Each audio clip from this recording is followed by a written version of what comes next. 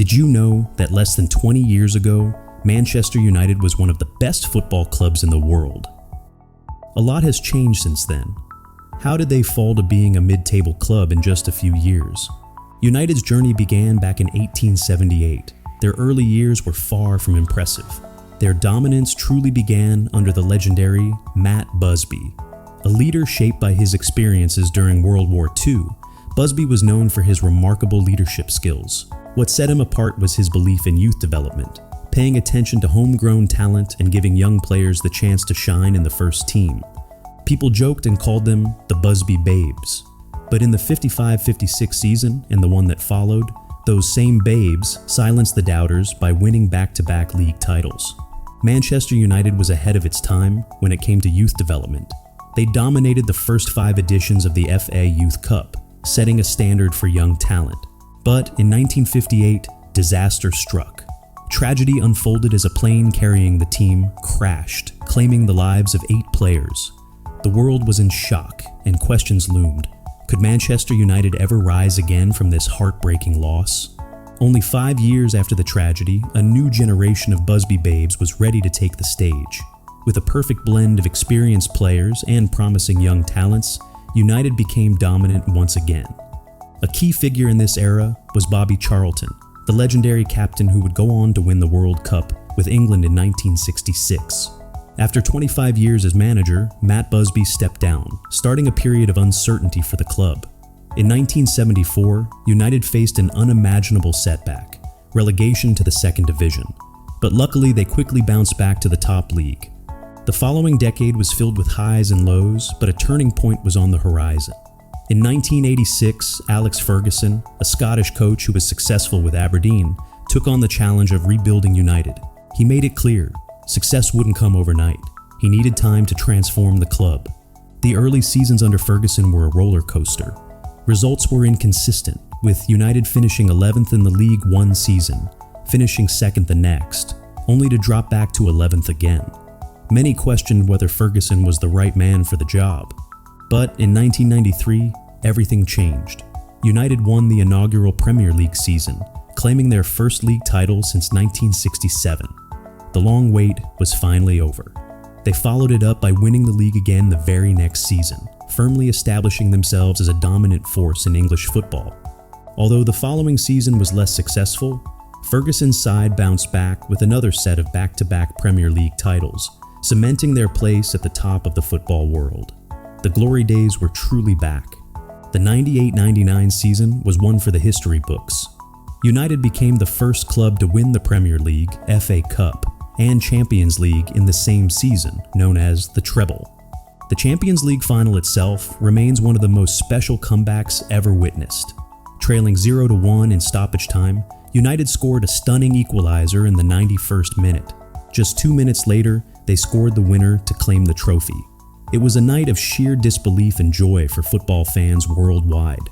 The whole world had its eyes on United, a club that played great football and won countless trophies along the way.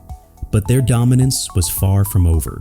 United won 3 consecutive Premier League titles from 1998 to 2001. After a short dip, they exploded back into action, winning the league 6 times between 2000 and 2010. It was an era that firmly established United as one of the greatest football clubs of all time. But Manchester United's success wasn't limited to the league alone. In 2008, they faced Chelsea in a dramatic Champions League final in Moscow.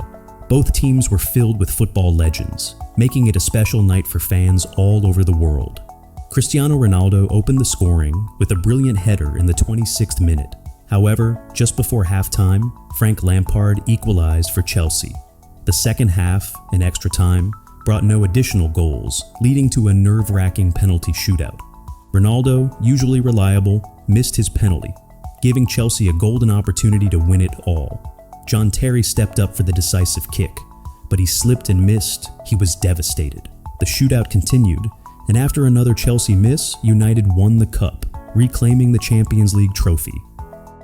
In 2013, Sir Alex Ferguson retired after 27 incredible years as manager. He left the game as the most decorated manager in football history, a name that will be known for decades.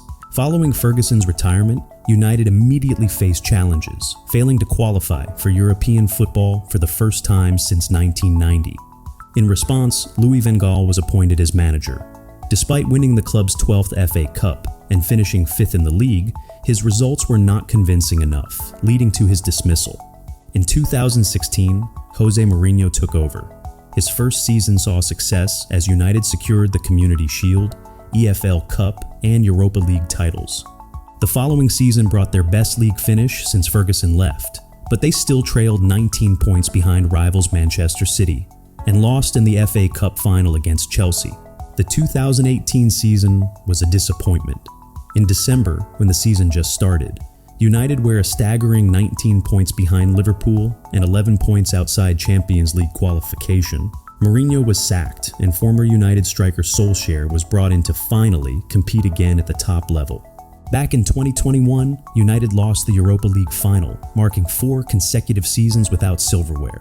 United found themselves sinking into one of the darkest periods in their history.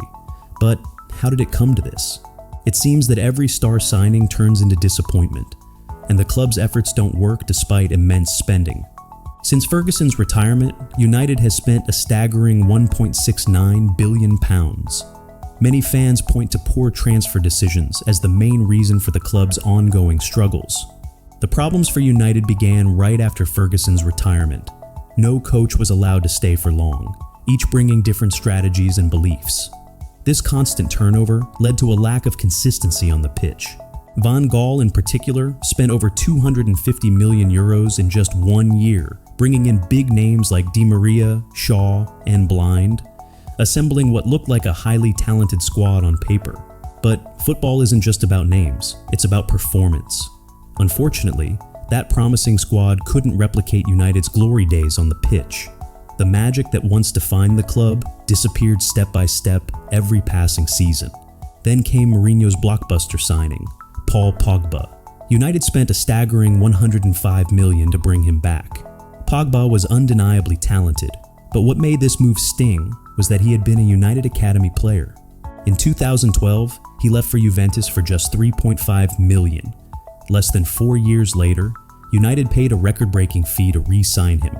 A painful example of why letting young talents go can backfire. The following season saw the arrival of Lukaku. While he wasn't a poor player by any means, he fell short of delivering the results United had hoped for. Another hefty signing was Fred, costing the club $56 million. Though he had moments of brilliance, he never fully lived up to expectations that came with his price tag. It was becoming clear, spending big didn't always guarantee success for United. And now, we come to some of the most talked about and expensive names in recent years. Players who cost Manchester United huge sums, but didn't quite meet the expectations. First up, Harry Maguire. At $87 million, he became the world's most expensive defender at the time. While he's shown flashes of brilliance with England and has had solid moments for United, it's fair to say he hasn't justified that enormous price tag. The weight of that transfer fee always seemed to hover over his performances. Then there's Jadon Sancho, a player with immense potential. At $85 million, his talent is undeniable, but despite flashes of brilliance at other teams, he's struggled to replicate it for United. And perhaps the most shocking of them all, Antony, a whopping $95 million for a player that in under 3 years lost United $80 million in value. The club and fans had high hopes for the Brazilian, but his performances have been underwhelming, making that hefty fee look all the more painful. The reality of these transfers has been a tough pill to swallow for United, but Manchester United isn't giving up just yet. After a stint with the wrong bald Dutch coach, they made the decision to part ways with him not long ago. Now, the question is, does their new manager have what it takes to finally steer the club back to winning trophies and restore the pride of the supporters? Despite their struggles, United still carries the weight of being one of the biggest clubs in the world. In fact, they are ranked as the 3rd largest club globally by fan base. There is hope. New stars are emerging, with the promising talent of Mainu leading the charge. The turnaround could come sooner than expected, and Manchester United might once again rise to reclaim their place at the top. How do you think United will perform in the following years? Let me know in the comments. If you want to hear more incredible football stories, be sure to check out one of our other videos.